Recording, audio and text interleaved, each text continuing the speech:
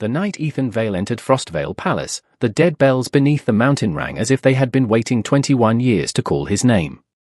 The sound rolled up through the marble floors, deep and silver, shaking dust from the chandeliers and sending a ripple of moonlit frost across the tall windows. Ethan stood in the center of the grand hall with the royal cloak still wrapped around his shoulders, his fair skin pale beneath the glow of the pendant at his throat, his ash-brown hair damp from the snow outside, and his blue-grey eyes wide with a fear he could not hide. Every portrait on the wall seemed to turn toward him. Kings with silver eyes, queens in winter crowns, old rulers painted in oil and gold, all watching the rejected Omega Moonridge had tried to erase. For one terrible second, Ethan thought the palace itself was accusing him. He stepped back, clutching the cloak with trembling fingers. "I'm sorry," he whispered, because those were the words Moonridge had trained into his bones. "Sorry for taking space. Sorry for needing warmth. Sorry for breathing too loudly in rooms where no one wanted him." Around the hall, royal guard shifted as the ancient bell kept ringing below, not an alarm, not a warning, but something older and stranger. One hand moved toward the hilt of a ceremonial sword, and before Ethan could even understand the motion, Alpha King Alexander Ward stepped in front of him. He did not shout. He did not need to. His long black coat swept behind him, his silver eyes colder than the storm outside, and the entire hall stilled beneath the weight of his presence. "Anyone who raises steel against him," Alexander said, his voice low and absolute, "raises it against me." No one moved after that. Ethan stared at the broad line of Alexander's back, unable to breathe around the ache rising in his chest.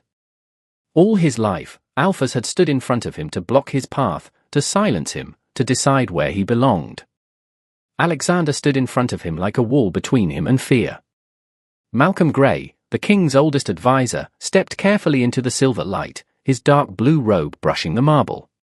His face had lost its usual calm. "Your Majesty," he said softly, "the bells have not answered anyone since the night Clara Vale disappeared." Ethan's heart struck hard against his ribs. Clara. His mother's name. The name Moonridge had buried under years of cold looks and quieter lies. The pendant warmed until its pale blue glow spread across his collarbone, shaping the faint outline of a crown beneath his skin. Ethan pressed a hand to it, frightened by the tenderness of the heat, because it felt less like magic and more like recognition. Alexander turned, but he did not reach for him. He only lowered his voice, the command gone from it now. "Ethan, are you in pain?" The question nearly broke him. Not what are you? Not what can you do? Not who owns you now. Are you in pain? Ethan swallowed, his throat tight. "No," he said, though his voice shook. "It feels like something knows me." At that, the silver frost across the floor began to move, not spreading randomly, but drawing a path from Ethan's feet to the far side of the hall, where a narrow door stood hidden between two royal portraits. The door had no handle, only a carved crescent moon set into dark wood. Malcolm went very still. "The moon chamber," he breathed. "It has been sealed for over 2 decades. Alexander looked at Ethan, waiting. The entire palace seemed to wait with him. Ethan wanted to say no. He wanted to hide inside the cloak and become no one again, because no one was safe, no one was expected to carry prophesies or wake sleeping rooms or make kings challenge their own court. But then he remembered Moonridge's stone circle, Caleb's bored eyes, Victor Hale's pen scratching a black line through his name. He remembered kneeling in a grey cloak while everyone watched him disappear. Slowly, Ethan stepped out from behind Alexander. The bells quieted to a deep, steady hum. He walked toward the crescent door, each step leaving a faint silver print on the marble behind him. When he reached the door, he lifted his trembling hand and touched the moon. The lock opened with a soft click, like a heart deciding to beat again. The door opened inward without a sound, and warm silver light spilled across Ethan's feet like moonlight poured from a bowl. For a moment, no one entered. Even Alexander stood still beside him, his presence steady but carefully distant, as if he understood that this threshold belonged to Ethan before it belonged to any king. The air inside smelled faintly of linen, cedar smoke, and something sweeter that made Ethan's chest tighten with a grief he could not name. He stepped forward first. The moon chamber was not grand like the palace hall. It was quiet, almost tender. White curtains hung from a circular ceiling painted with stars. A narrow bed rested against one wall, untouched but not dusty, as if someone had cared for it every week for 21 years. Beside the window sat a wooden cradle, small enough to make Ethan's breath catch. A faded blue blanket lay folded inside it, embroidered with tiny silver moons. His hand moved before he thought to stop it. The moment his fingers touched the blanket, the pendant at his throat pulsed, and the room changed. Silver light gathered in the air above the cradle, soft at first, then clear enough to become the shape of a woman with ash-brown hair and tired, loving eyes. Ethan forgot how to breathe. He knew that face. Not from photographs. Not from Moonridge records, where she had been reduced to a name no one wanted to explain. He knew her from dreams he had spent years calling childish. Clara Vale looked down at the cradle, singing in a voice so gentle it seemed to come from inside his own heart. Sleep beneath the hidden moon, my little light. One day the world will learn your name. Ethan made a broken sound and stepped closer. Mom. The image did not answer him directly. It was a memory, not a ghost, but the tenderness in it was sharper than any truth Malcolm could have read from an archive. Clara lifted a baby wrapped in the blue blanket, pressing her cheek to his tiny forehead. They will call you weak because they are afraid of what you can reveal, she whispered.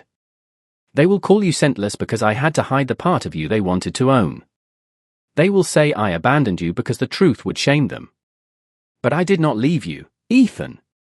I sealed you so you could live long enough to be found. Ethan's knees nearly gave out, but Alexander was there only after Ethan reached blindly toward him. The king's arm became the solid place Ethan could lean without feeling trapped. Across the room, Malcolm bowed his head, his face heavy with understanding. The memory shifted. Clara stood in the same chamber, older and frightened, clutching papers marked with the royal seal. Sanctuary petition, Malcolm whispered. She reached Frostvale. Ethan turned toward him, his eyes wet. Then why did I end up in Moonridge? Before Malcolm could answer, the chamber windows darkened, though the night outside remained calm. In the silver memory, Clara looked over her shoulder as if someone had entered behind her. Her voice dropped to a whisper meant for the sleeping child in her arms. If the crown fails us tonight, remember this. Your worth was never granted by a pack, a promise, or a man who could not see you. It was born with you. The image flickered, and in its final breath, Clara fastened the same pendant around the baby's neck. Ethan touched the pendant now, trembling as 21 years of loneliness cracked under the weight of one terrible, beautiful truth. His mother had not thrown him away. Someone had taken him from the place where she had tried to save him. Alexander's silver eyes lifted toward Malcolm. His voice was quiet, but the entire chamber seemed to brace around it. Find the missing petition. Malcolm nodded once. And if it was intercepted? Alexander looked at Ethan, not as a ruler claiming a rare omega, but as a man standing beside someone whose world had just been rewritten. Then Frostvale will answer for every door that was closed to him. Ethan stared at the cradle, at the blue blanket, at the last fading shimmer of Clara's face, and for the first time since leaving Moonridge, he did not feel like a rejected thing carried into a palace by mistake. He felt like a son returning to a room that had remembered him when everyone else forgot. Malcolm found the missing petition before dawn, not in the royal archive where it should have been, but sealed inside a false wall behind the old council chamber, hidden between two ledgers of outdated tax records as if Clara Vale's life had been nothing more than inconvenient paperwork. Ethan stood beside Alexander in the cold blue light of morning while Malcolm placed the brittle envelope on a long oak table. The royal seal had been broken years ago, then pressed shut again with Moonridge wax. Ethan stared at that small mark of grey and white, and somehow it hurt more than Caleb's rejection, because this was not a careless insult from a boy who had grown into pride.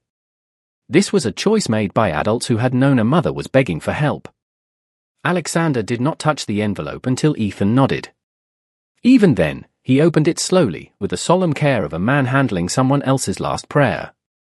Clara's handwriting appeared across 3 pages, elegant at first, then uneven near the end. Malcolm read aloud, his voice soft in the chamber.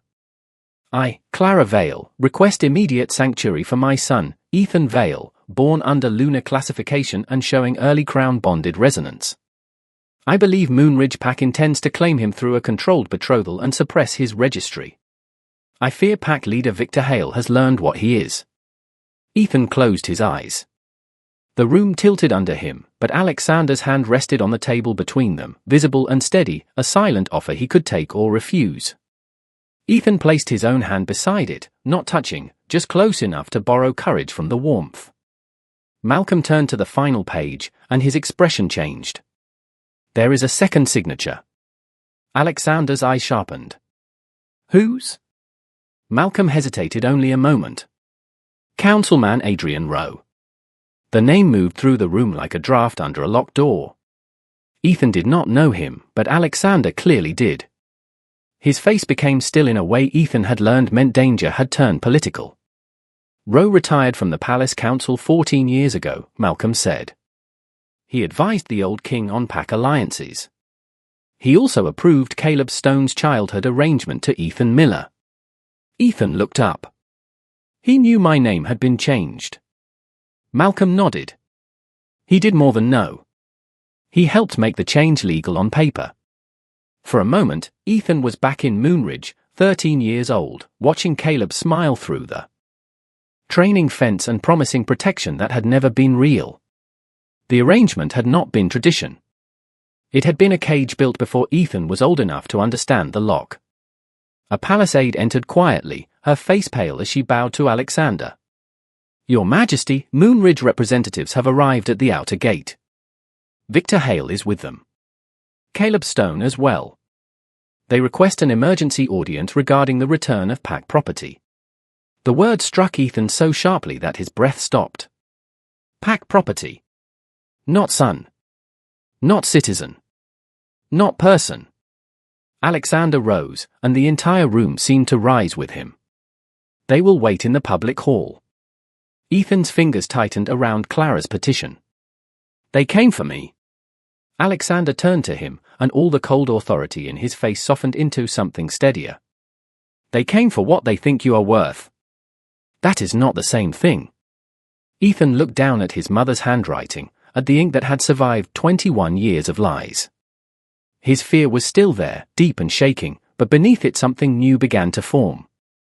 Not anger. Not yet. Something quieter, stronger, and far more dangerous to the people who had erased him. Certainty. He folded Clara's petition with careful hands and placed it against his chest beside the pendant. I want to see them, he said. Malcolm looked startled. Alexander did not. He only asked, Are you sure? Ethan remembered the grey cloak, the black line through his name, the laughter in the ceremonial hall, and Clara's voice telling him his worth had been born with him. Then he lifted his chin. No, he said honestly. But I am done letting them speak about me in rooms where I am not standing. Alexander gave one slow nod, not proud because he had made Ethan brave, but respectful because Ethan had chosen bravery for himself. When the doors to the public hall opened 20 minutes later, Victor Hale was waiting beneath the royal banners with Caleb at his side. Caleb's eyes found Ethan immediately, and the shock on his face was almost satisfying.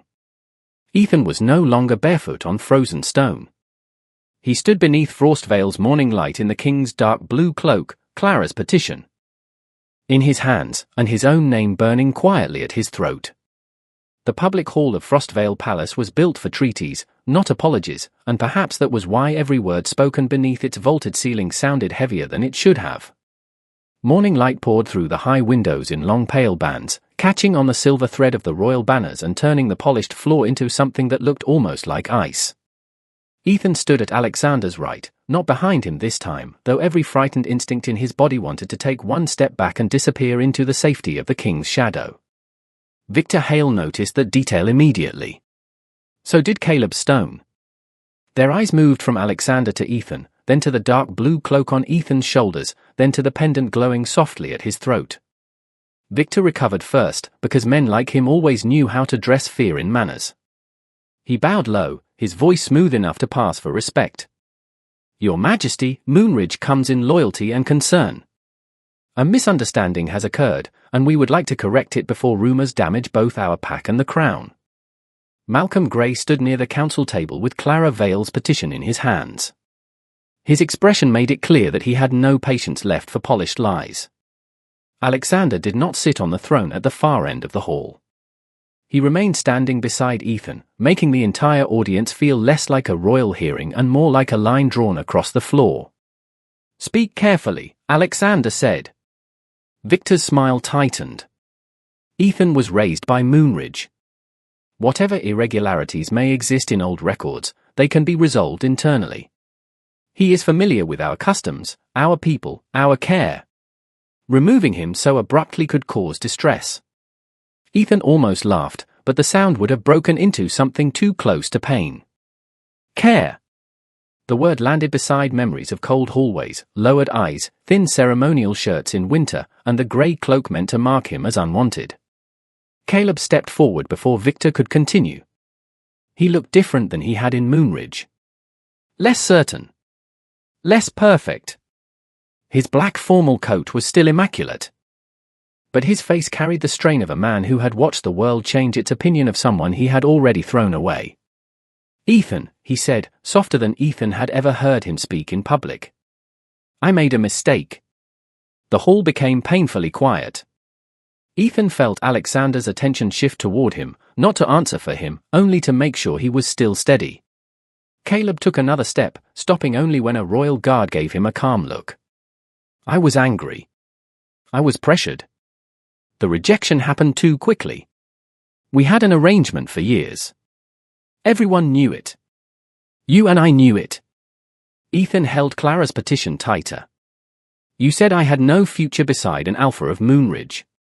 Caleb flinched, but he did not deny it. "I did not know what you were." The pendant at Ethan's throat warmed, not gently this time, but with a sharp pulse that made the light in the hall flicker. Ethan stared at Caleb, and the child inside him, the one who had once watched from behind the training fence and believed a promise, finally understood why the apology felt so empty. Caleb was not grieving Ethan. He was grieving the value he had failed to recognize. "That is the problem," Ethan said, his voice quiet but clear. "You keep saying what I was, like that changes who I am." Caleb's mouth opened, then closed. Victor stepped in quickly. "Your Majesty, the boy is emotional." "That is understandable. But under pact precedent, a rejected arrangement can be reviewed if new biological information changes the legal value of the match." Alexander's silver eyes turned colder. "Legal value." Victor froze at his own mistake. Malcolm placed Clara's petition on the council table. Clara Vale requested sanctuary from Moonridge because she feared her son would be claimed through a controlled betrothal. That request was intercepted and resealed with Moonridge wax.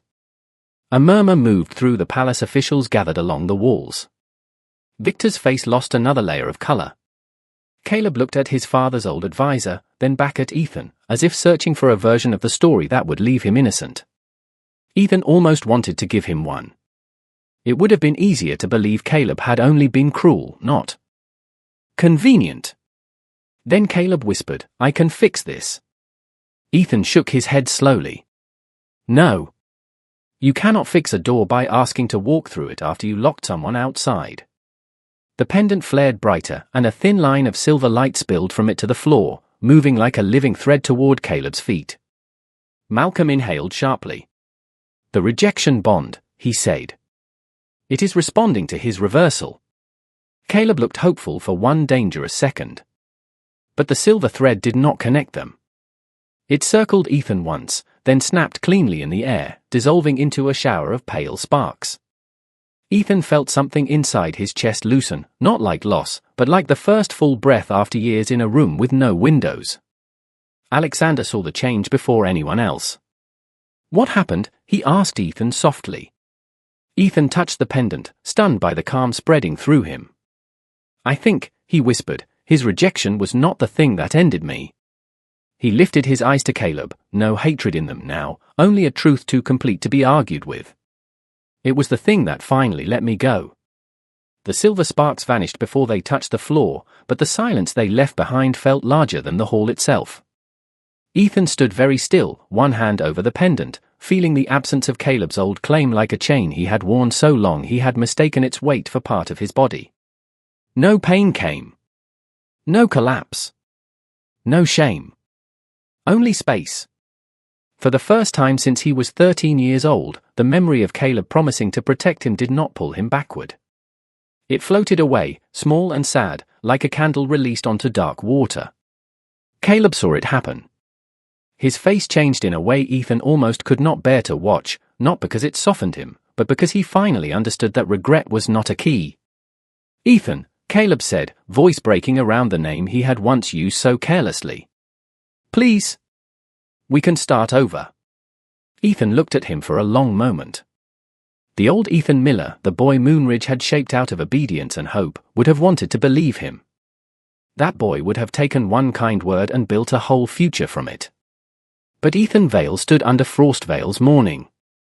Light with his mother's petition against his heart, and he understood that a future built on being chosen late was still a cage. "No," Ethan said.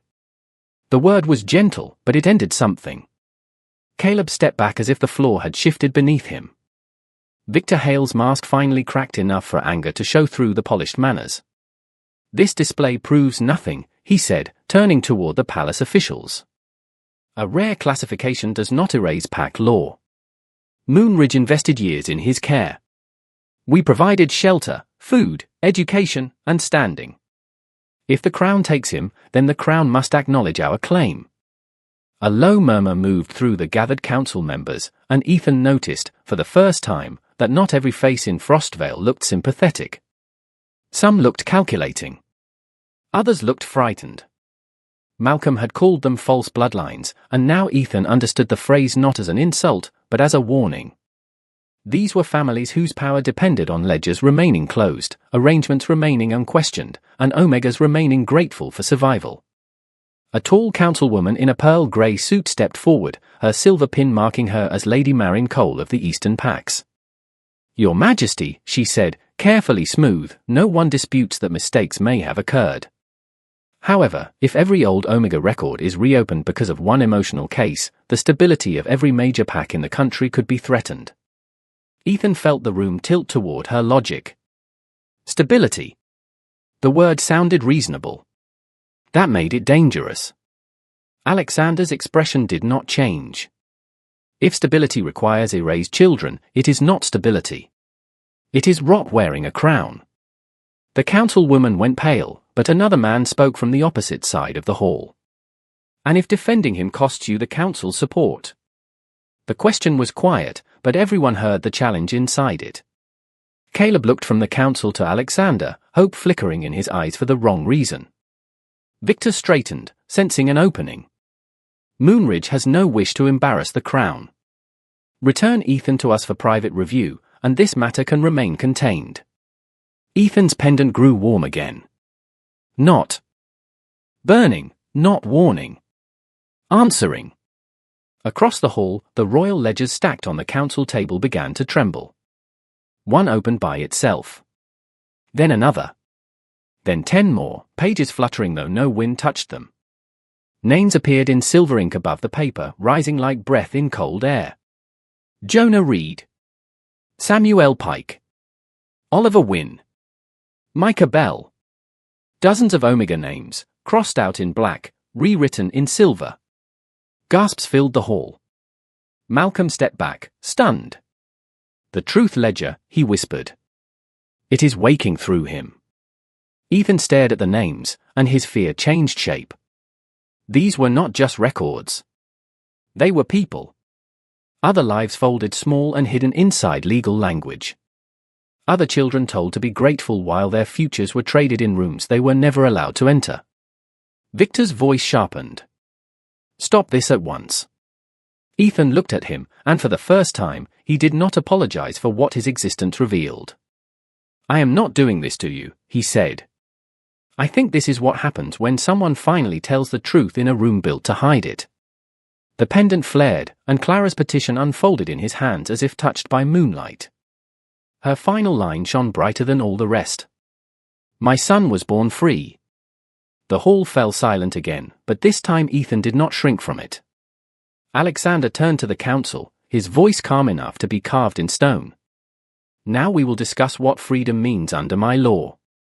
Alexander's words did not thunder through the public hall, yet they changed the temperature of the room more completely than any storm.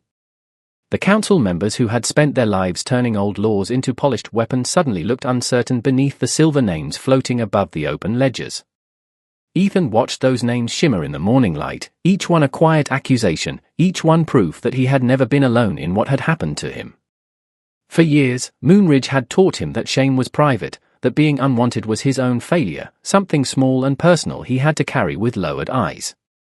Now the palace air was full of other erased lives, and Ethan understood that his pain had been part of a system built so carefully. That cruelty could sign itself as tradition. Lady Marincole stepped back, but she did not retreat. Her chin lifted with the practiced dignity of someone who had never expected a rejected Omega to become a witness against her. "Your Majesty," she said, "if the truth ledger is active, then this is no longer a single sanctuary case. This becomes a national matter. Every major pack will demand review, compensation, and legal protection from sudden instability." Malcolm Gray's voice cut in before Alexander could answer. "Legal protection for whom, Lady Cole? The children erased from their birth records, or the families who erased them?" A flush touched her cheeks. "I am speaking of public order." Ethan looked at the silver names again. Jonah Reed, Samuel Pike, Oliver Wynne, Micah Bell. Public order had not protected them. It had hidden them. Victor Hale seized the moment, his tone softer now, almost sorrowful, as if he were the wounded party standing before the crown. "This is exactly why Moonridge requested privacy. A young Omega with an unstable awakening should not be placed at the center of political panic. Ethan needs familiar guidance, not royal spectacle." The old fear moved through Ethan instantly. Familiar guidance. The word sounded almost kind, but beneath them he heard the ceremonial hall, the laughter, the order to kneel. Caleb must have seen the way Ethan's fingers tightened around the petition, because he took a small step forward. "I could help him," Caleb said. "If he returned, I could keep the pack calm. I could make people accept him." Ethan turned to him slowly. There it was again, that beautiful poisonous offer, not freedom, not love, only a softer cage with better curtains. Alexander did not speak for him. He waited, and that waiting gave Ethan more strength than any command could have. "You are still talking about me like I am a problem you can manage," Ethan said. Caleb's eyes lowered. Before he could answer, the great doors at the back of the hall opened, and an older man with white hair and a cane of black walnut entered under escort. The room shifted around him. Malcolm's face hardened. Alexander's eyes narrowed. Ethan knew before anyone. Said the name. Councilman Adrian Rowe. The man who had turned Clara Vale's plea into a secret and Ethan Vale into Ethan Miller. Rowe bowed with the calm of someone who believed age could make betrayal respectable. "Your Majesty," he said, "I came as soon as I heard the old records had been disturbed." Ethan felt the pendant pulse once against his throat. The silver names above the ledgers dimmed, then burned brighter. Rowe's eyes moved to Ethan, and for 1 second, his polished expression cracked. Recognition. Not surprise. Recognition. Ethan's breath caught. Alexander saw it too. "You remember him," the king said. Rowe straightened. "I remember his mother." Clara Vale was emotional, frightened, and easily influenced by superstition. "We did what was necessary to prevent panic." Ethan's hands went cold. Necessary. That was the word people used when they wanted cruelty to sound responsible. "You sent me to Moonridge," Ethan said. Rowe looked at him as if allowing the conversation were a courtesy. "We placed you where you could be raised quietly. You were fed. You were educated. You survived." The pendant flared so sharply that every candle in the hall turned silver. Ethan stepped forward, no longer hiding behind Alexander, no longer needing the king's shadow to prove he deserved to stand. "Survival is not the same as mercy," he said. The truth ledger opened to a blank page, and Clara's handwriting appeared across it in silver light. Then another line formed beneath it, not from Clara, but from the crown itself. When the hidden moon is asked to choose between silence and truth, the false bloodlines will reveal themselves. Ro's face paled. Lady Cole took one step away from him. Victor stopped breathing for a visible second. Alexander looked from the glowing page to the council, and the terrible meaning settled over Frostvale. The prophecy had not begun because Ethan arrived. It had begun because the people who buried him had come back to claim the grave. Ethan felt the meaning of the glowing word settle into the public hall like snowfall, quiet and impossible to ignore. The false bloodlines had not risen because Alexander protected him. They had risen because truth had finally been given a witness. Councilman Ro looked suddenly older, his grip tightening around the black walnut cane as silver light reflected in his eyes. Victor Hale lowered his gaze for the first time since entering Frostvale, and Caleb stood beside him with the stunned expression of someone realizing the story he inherited had been built on stolen pages. Alexander stepped toward the truth ledger, but Ethan moved first. The motion surprised everyone, including himself. His fair hand hovered above the open page, the crown mark beneath his collar warming with a calm that no longer frightened him. "My mother asked for sanctuary," Ethan said, his voice soft, but clear enough to reach the farthest corner of the hall. "You called her emotional. You called me unstable. You called every erased name a legal detail. But none of those words changed what happened." Ro tried to speak, but the ledger answered before he could. Lines of silver ink formed across the page, revealing dates, signatures, transfers, and sealed agreements. No shouting filled the hall. No chaos. Only the sound of paper turning by itself, as if the palace had been waiting years to breathe out the truth. Lady Marin Cole stepped away from Ro completely. Malcolm Gray bowed his head, not to the council, but to the names rising above the ledgers. Caleb looked at Ethan with wet eyes. "I did not know," he whispered. Ethan believed him. That was the hardest part. Caleb had not known everything, but he had known Ethan was hurting, and he had still chosen the crowd. Ethan looked at him gently. "Not knowing the whole lie does not erase the part you helped repeat." Caleb had no answer. Alexander turned to the assembled council, his silver eyes steady. By royal authority, every record exposed by the truth ledger is now under crown protection. No pack may reclaim, punish, bargain for, or silence any person named here. The silver names brightened, and Ethan felt something inside him open wider than grief. For once, his awakening was not a curse, not a spectacle, not proof that others could want him. It was a door, and behind it stood every forgotten voice finally being invited home. The royal decree should have ended the hearing, but the truth ledger was not finished. Its pages turned again, faster now, silver light spilling across the council table until the crown seal carved into the floor began to glow beneath Ethan's feet. A low tremor moved through Frostvale Palace, not enough to frighten the walls, only enough to make every person in the hall understand that the building itself was listening. Councilman Ro stepped back, his face grey with dread. "Your Majesty," he said, "this is exactly the danger we tried to prevent. If the Lunar Omega remains beside you, the council will fracture. The Pax will accuse the crown of choosing one boy over national order." Alexander looked at him with a stillness more powerful than anger. "Then they have misunderstood the crown."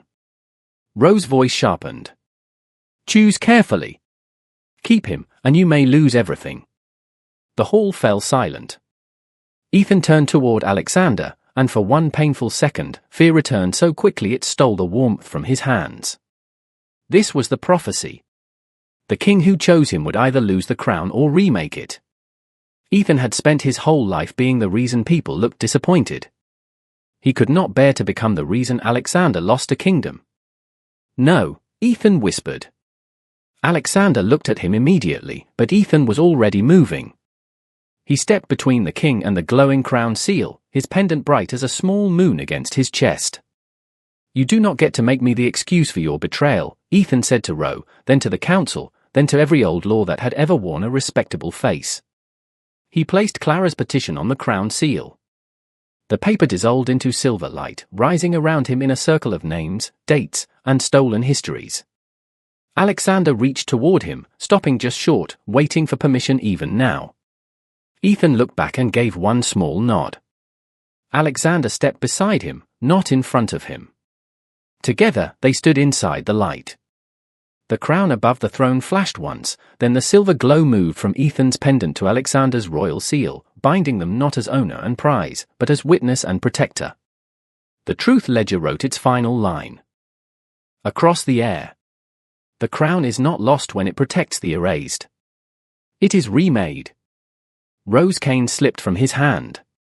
Victor Hale sank into stunned silence. Caleb bowed his head, not because he was commanded, but because he finally understood what reverence should have looked like. Ethan felt the palace breathe around him, and this time, he did not apologize for being the reason the world changed. By sunset, Frostvale Palace no longer felt like a place Ethan had been carried into by accident. It felt like a place that had finally opened its doors wide enough for every hidden name to enter. Councilman Rowe was removed from authority by royal order, Victor Hale was stripped of Moonridge Command pending full investigation, and Caleb Stone lost his right to inherit any leadership until he could prove he understood people were not promises to be traded. Ethan watched it all from the palace steps, wrapped not in the grey cloak of exile, but in the dark blue cloak he had chosen to keep. Alexander stood beside him, close enough to offer warmth, never close enough to take his choice away. The next morning, Ethan returned to Moonridge with the crown escort. In the same stone hall where he had once been forced to kneel, he opened the old ledger and crossed out the false name they had given him. Then, with silver ink, he wrote one line beneath it. Ethan Vale, free under the crown. No one laughed. No one ordered him down.